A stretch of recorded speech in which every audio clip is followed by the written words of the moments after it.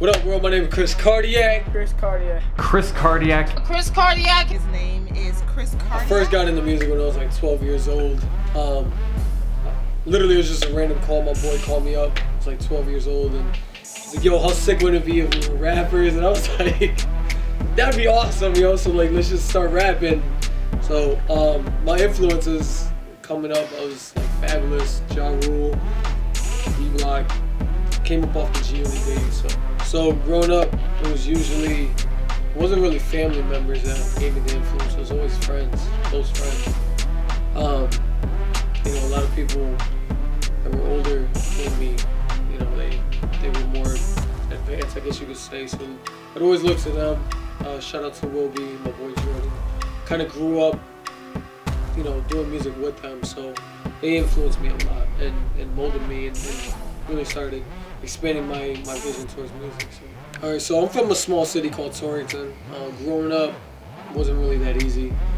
I wasn't like Mr. Superstar. I was a baseball player, so I was more known for baseball. But when I wanted to do music, a lot of people wasn't, you know, they weren't really on board with it. And you know, I was always getting booed off, like, "Yo, you should quit."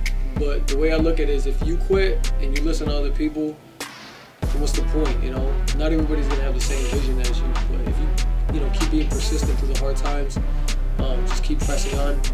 I truly believe that, you know, you're gonna see things come to pass. So, the city, hey, shout out to you guys. I'm still here. I'm still doing what I gotta do, doing what I love to do. So, my musical influences growing up was always Fabulous. I used to love how he put songs together, his words. He was just always that guy that was just so like underrated. I'm like, this dude is just like a beast on every song, consistent, and you know, laid back flow and stuff like that. But I feel like there's so much more to music than just that. Like, you know, it's just like you could dump hot bars all day, but it's, to me, it's like you take the Drake approach where a lot of people actually like relate to you. Not a huge fan of that, but I do like the transparency. And also Busta Rhymes and the live performance side. That dude's just an animal. So if you can learn from somebody who can kill the stage, like Busta Rhymes, and you can put songs together like Fabulous, but you got the transparency like Drake, that's the greatest all-around performance, man. I was always a secular artist since I was the age of 12, so I was always following rappers, you know, 50, Ja, all of them. So I'm like, I let it influence me. I'm like, oh, this is what you have to become, this is what you have to talk about. But the Lord Jesus Christ came into my life in 2016, and after that, I laid down music completely, and I was like, yo, like, I don't even want to do this because I just saw it in such a like evil way, you know. But I started growing in my walk with the Lord, and it really put it in my heart to do this for Him and His glory. I started embarking on, like, you know, Andy Mineo, Lecrae, Trip Lee, the 116 Click, Tadashi, man, the list goes on, Derek Minor, all of them, and I'm like, wait, you guys love Jesus and you do rap? Like, I didn't get it. So I started, you know, indulging more into that whole scene. And I started seeing that I'm like, okay, rap's not just one lane. It's you know, where's your heart at? And there, you know, it's a market thing, but at the same time, my core value is I believe in Jesus Christ. So 2016, I guess you could say I flipped over the market, but I just changed my whole entire message. May 2016. Hold on. Did you not just hear that? Are you not? Did you not? He said the only thing I'm bragging is the Lord can make it happen. It's fast. Yo, which one's gonna get more popping? I'm telling you, I think the left side is winning. I was rooting for the right. No, let's bring it back. No, let's bring it back. Let's go.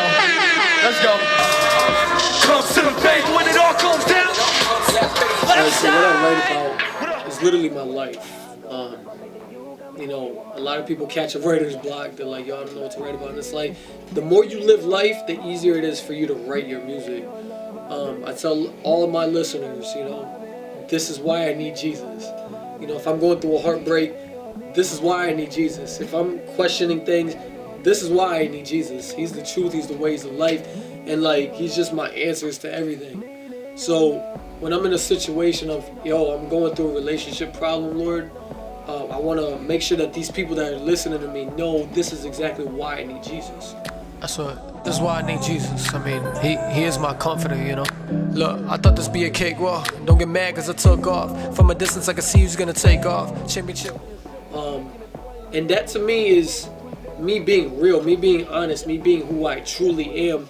I'm not a cliche artist. I'm not a gospel artist where, you know, I take a verse out of the Bible and say, you know, John 3:16 says. I'm not that type of artist. Me, I'm real. I want to relate to whoever's listening. Like, listen, I've been in your shoes, but the answer is Jesus is the one solving all of my problems.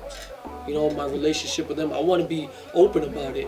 I want it to be transparent where it's like, you know, I have the same issues as you, but this is where I'm solving my problems. So life is literally what's inspiring me, but Jesus is the answer of why I want to write all these songs. So thank you for checking out my EPK. My name is Chris Kardiac. Follow me. I'm Chris Kardiac.